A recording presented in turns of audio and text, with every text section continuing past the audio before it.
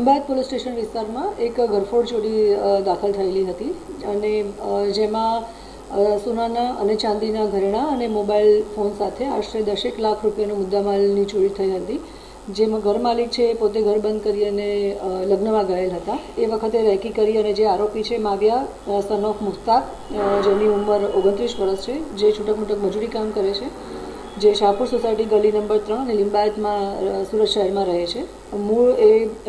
મૂળ ગામ ઇસ્લામપુરા, તાલુકો ધુલિયા અને જિલ્લો જળગાંવના છે।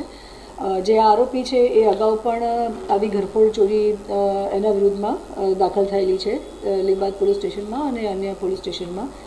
પોતે જામીન પર હતો અને જ્યારે રેકી કરી અને ખબર પડી કે આ ઘર બંધ છે ત્યારે એણે રાત્રિ દરમિયાન ઘરફોડ કરી હતી, જેમાં આશરે 10 લાખનો સોનાના દાગીના અને ચાંદીના દાગીનાનો મુદ્દામાલ હતો।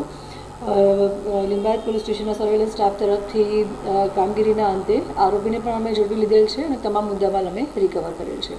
જે આરોપી છે તે પરિચિત હતો જગ્યાથી કે જે પ્રમાણે લિંબાયત પોલીસ સ્ટેશન વિસ્તારમાં જ રહે છે, એટલે એ આજુબાજુના વિસ્તારમાં જ્યારે ફરતો હતો અને રેકી કરતો હતો ત્યારે એને ખ્યાલ આવ્યો કે એ વિસ્તારમાં જ આ ઘર બંધ છે, એટલે એણે બંધ ઘરને ટાર્ગેટ કર્યું હતું અને આ રીતે રાત્રે એણે ઘરફોડ કરી હતી। મેં બારીમાંથી ચોર છે ત્યાં ઘરમાં પ્રવેશ્યો હતો એવી માહિતી મળી હતી।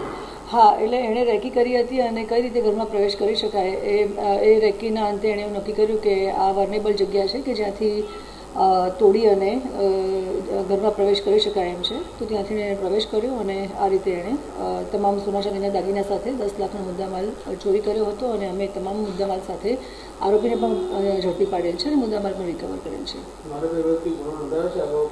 હા, આરોપીનો ગુનાહિત ઇતિહાસ છે। ઓલરેડી આ ઘરફોડ ચોરીનો જ આરોપી છે, જે એના અગાઉ એના વિરુદ્ધમાં 2 ગુના દાખલ થયેલા છે અને અત્યારે જામીન પર છે।